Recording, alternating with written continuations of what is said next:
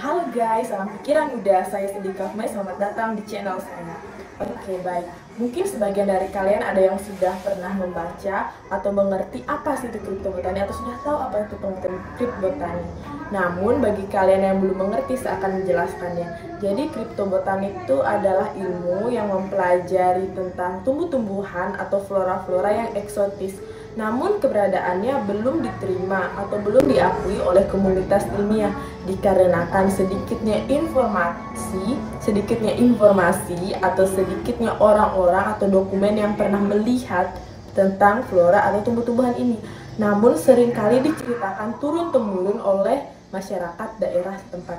Jadi mungkin bisa dibilang seperti cerita sejarah. Jadi sehubungan dengan itu, hari ini saya akan menceritakan tentang tumbuhan-tumbuhan misterius yang konon katanya sangat menentang hukum alam dan hidup di hutan terdalam atau sisi gelap bumi. Mungkin sebagian dari kalian ada yang pernah membaca atau mendengar tentang berita ini. Layaknya tumbuhan karnivora seperti Venus Pitcher yang memang makan daging seperti serangga-serangga atau binatang-binatang kecil, tumbuhan ini juga begitu. Tapi bedanya, tumbuhan ini jauh lebih besar, jauh lebih mengerikan, dan memakan hal-hal yang lebih besar pula, seperti monyet, rusa, babi hutan, bahkan manusia. Tumbuhan apa saja itu? Stay watching, stay watching. Yang pertama adalah tumbuhan pemakan manusia dari Madagaskar. Negeri Madagaskar konon katanya menyimpan dua tumbuhan misterius karnivora pemakan daging yang sangat-sangat mengerikan. Tapi yang paling terkenal katanya dari dokumen catatan hutan terdalam, itu adalah dokumen lama tahun 1887 oleh Jerman Charlie Litz. Jadi dia menceritakan secara detail bahkan bagaimana mengerikannya seorang suku Mkado, dia itu seorang gadis dipersembahkan sebagai tumbal kepada pohon raksasa yang mengerikan ini. Perempuan ini dilahap dan diremukkan oleh tumbuhan ini sehingga diterbitkan oleh surat di The South Australia Secret pada tahun 1881. Henry Cleese menulis secara detail bagaimana ramping, lurus dan halusnya batang dari tumbuhan ini. Namun seperti ular yang berbisa sedang lapar, ia melilit mangsanya, memutar di leher, di lengannya, mengangkat, menekannya ke bawah sampai terjadi teriakan-teriakan yang sangat mengerikan. Dibilang tumbuhan ini melilit mangsanya, melilit wanita ini seperti anaconda yang meremukkan mangsanya.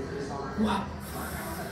Selain ia menulis tentang bagaimana cara tumbuhan ini melahap mangsanya, ia juga menulis secara detail bagaimana ukuran dan apa saja yang dimiliki oleh pohon ini secara spesifik.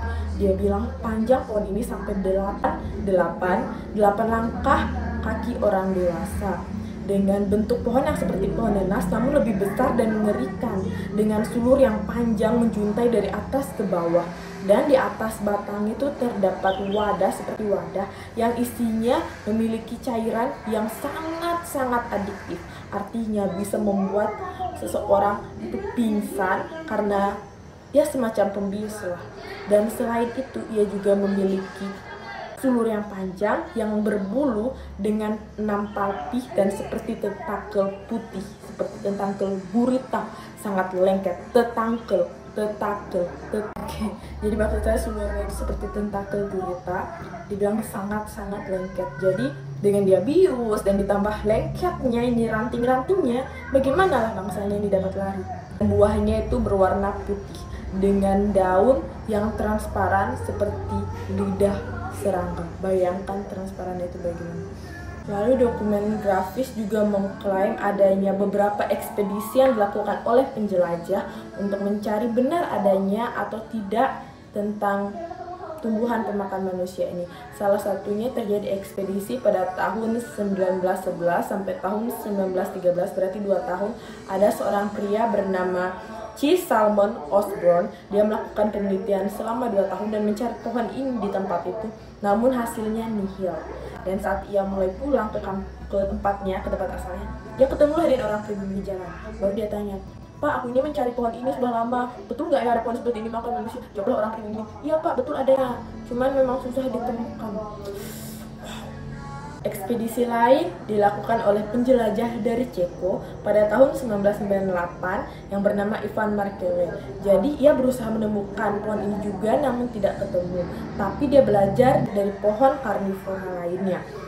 Jadi dia tidak ketemu si A, tapi dia ketemunya si B. Tapi dia belajar dari itu.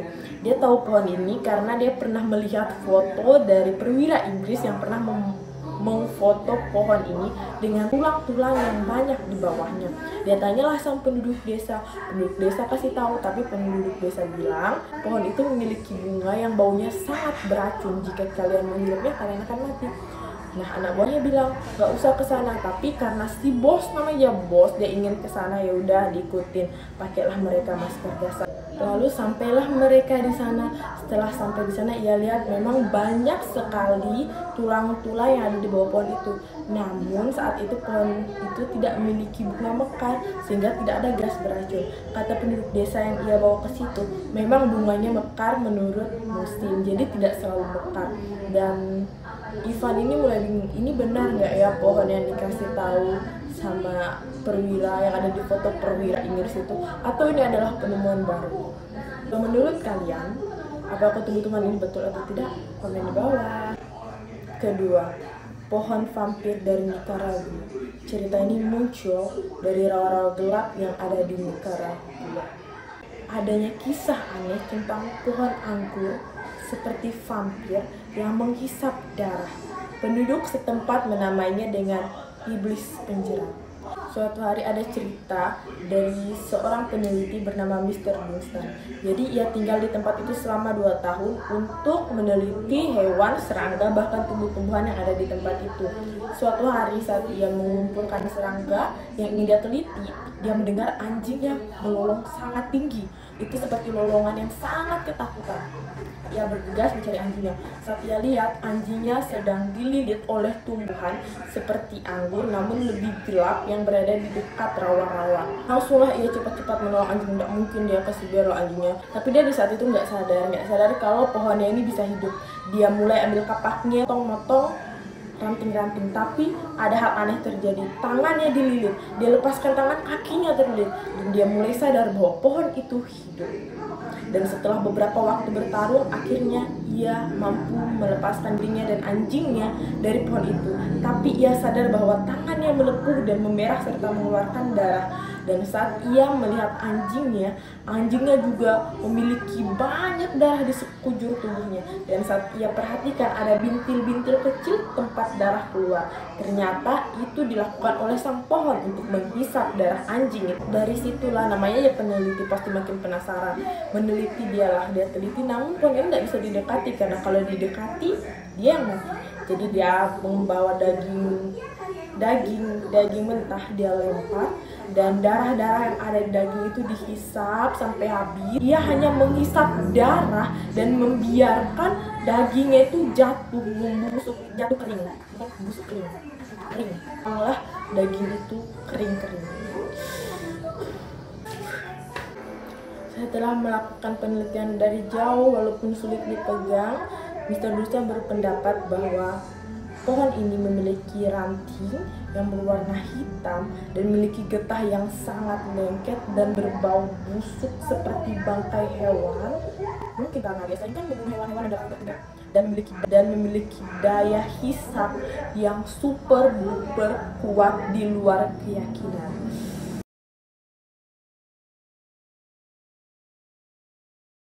Oke guys, thank you. Salam pikiran muda. Terima kasih karena sudah nonton channel ini. Jangan lupa subscribe, like, dan share video ini.